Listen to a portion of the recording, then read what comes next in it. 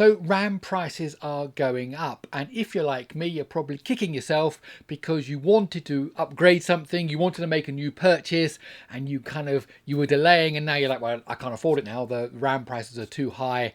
That's it, I'm gonna have to wait. And some people are saying this might be a year, 2 years before the prices, who knows what's going to happen.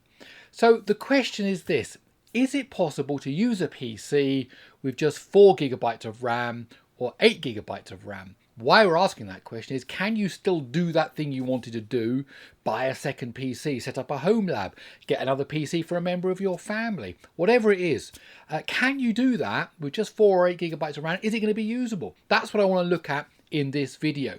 So if you want to find out more, please let me explain. Now, a few obvious things to cover. First of all, if you've got a PC with 4 or 8 GB of RAM and you've been using it, you know very well whether it actually is something that works for you or not. You've got the answer. You don't need me to tell you. You've got your own experience, so rely on that rather than listen to what I've got to say, because this is the point. Every PC usage case, every way you use your PC depends on each individual. The way you use your PC is going to be different to mine. So for example, someone who just boots up their PC in the evening, they check their emails, they print out a few photos they've taken, and they send an email back, and that's it. They kind of switch off their PC and that's all they do. Well, that's very different to someone else who has their PC on all day long. They've got web browsers open, they do video editing, they do photo editing, they do code design, they play games, and the PC is always humming, it's always being used, and really late at night before they go to bed, they might put it into sleep mode, wake it up again the next day and just rip it. That's a very different use case. So, of course, can you use a PC with 4 or 8 GB?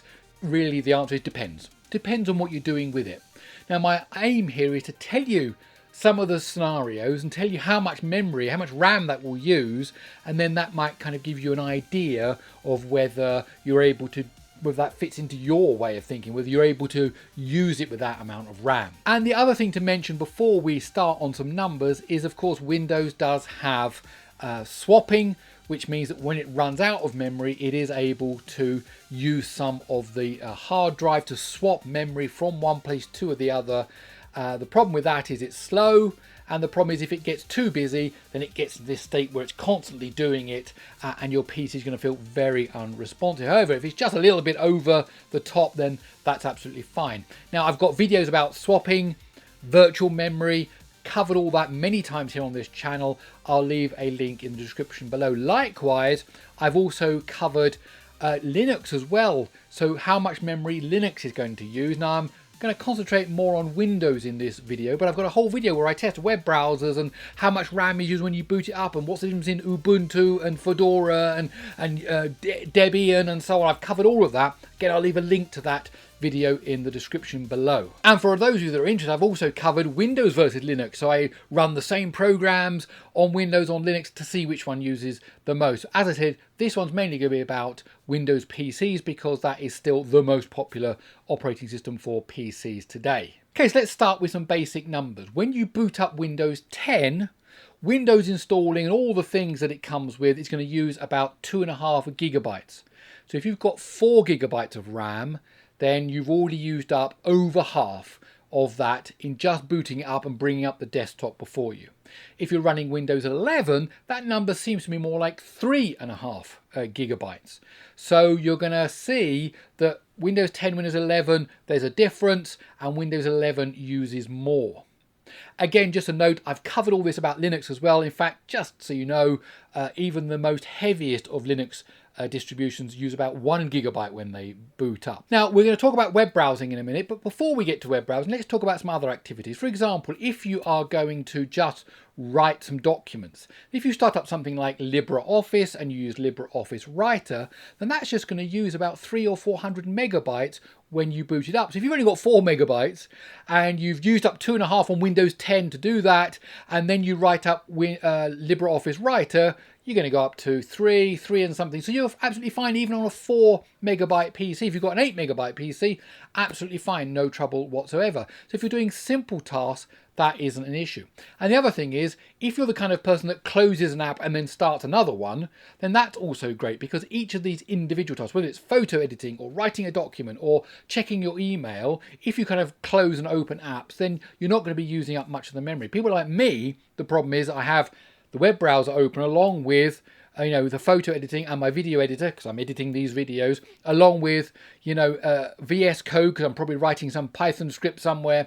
And, I've probably got a game that I went into, and so Steam is still open or something like that. So I've got lots of things open all at the same time. So it depends on how you use your PC. Talking of writing code, if you do something like VS Code, for example, that's going to use about half a gigabyte, 500 megabytes. So again, if you've got 4 gigabytes and you just open that, but if you open that and a web browser, which we'll talk about in a minute, and you've got a Paint program running and you've got an Office document running, then these start to add up. And so it goes over the amount of RAM that you've got. I mentioned there video editing. If you've got paint.net, for example, and you edit a fairly big 4K photo, then that's going to be using 200 or 300 megabytes. So all of these things as individual little programs can all kind of fit okay on even a 4 megabyte PC. So you start opening multiple photographs, multiple documents, then of course the sizes grow. But the real Achilles heel of Windows PCs, and in fact every PC, Linux and anything, is the web. Because our web pages nowadays are so complicated with all that JavaScript and all that graphics, because you can get full, Office suites inside of your web browsers. All that code that they used to write for, a standalone native program is now inside of your web browser, all written in JavaScript. And it just, so here's the point. On average, this is really rule of thumb, but on average, every tab that you open is using about 400 megabytes of RAM. Now, some will be less, and some will be more, on average, rule of thumb. So if you just open 3 tabs, your Gmail and then YouTube, and then maybe you're looking something up, doing a bit of research, you've already got 4 tabs open, you're going to easily use another gigabyte of RAM. What does that mean? If you only had 4 gigabytes to start with, then now you've blown the rest of your budget because you've started up your web browser and you're going to go up close to the limit of what you've got. If you've got 8 gigabytes, that's going to be okay. You could probably open 6-7 tabs, as long as you don't also want to open, as I said, your video editor and VS Code and, document, you're creating some slides, you've got your music, Spotify, whatever running as well, then you're suddenly going to get more and more memory usage. Now, of course, there are plenty of other things that people do on their PCs. For example, you could be doing lots of gaming. Now, several games have, depends on what type of gaming you're doing. These AAA title games that are, gigabytes of download, then they're going to use a lot of memory. They're going to want you to have a powerful graphics card as well. So if you're into gaming, then, obviously 4 and 8 gigabytes is just laughable. You're going to need way more than that. If you're into running virtual machines or Docker containers, if that's kind of what you do, then you're going to need more RAM. Again, if you're buying a second PC because you want to set up a home lab, for example, and you want to run virtual machines on it, a Proxmox server, you want to run Docker images on it, then you're going to need as much RAM as you can possibly get. Now, you can get started with 8. Don't even think about 4. You can get started with 8, maybe have a few virtual machines running, a few containers, and it might get you going on your kind of journey of having a home server. If you've got a Jellyfin server or a Plex server, or you're using it as a network attached storage, the more RAM you can have, the better. But it doesn't stop you from doing that. If that was something you wanted to do this year and you thought, oh no, now the RAM prices have gone up, that's it. Well, you can still do it. Go with 8 gigs and you can still do it. And then, of course, there's video editing. Now, video editing doesn't, of course, bring all of those video files into memory at once, but it's certainly dealing with a lot of things in RAM. So again, 4 gigabytes, forget that. 8 might be doable if you close everything else down and just concentrate on that. I remember I did have 16 gigs in my machine at one point, doing all the video editing, having the web browser open, everything, and it was always going over the memory usage. Now, I've got a video here on this channel about the Task Manager, so that shows you how you can monitor how much memory you're using. You just go down and run the Task Manager, and that shows you. I will leave a link also to that video in the description below. So what's the summary? What's the takeaway from all of this? Well, depending on what you want to do with your PC, you can still do it with less RAM than maybe you had thought. Me personally, as a power user, then 16 is really the minimum for my principal PC. And I've actually got 32, which thankfully I bought previously, so I'm okay.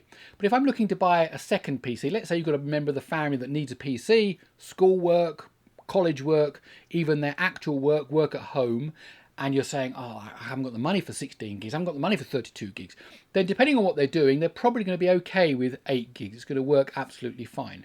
If you're really trying to find something at a real bargain price, I mean, I know where I live, I can pick up a second-hand PC with, maybe only a 4th or 5th generation Intel processor, an i5 44 whatever, with 4 gigs of RAM. I can get one of those for like $50. So if it's depending on what they're going to do with it, that is probably a possibility. Better to get it than not get it.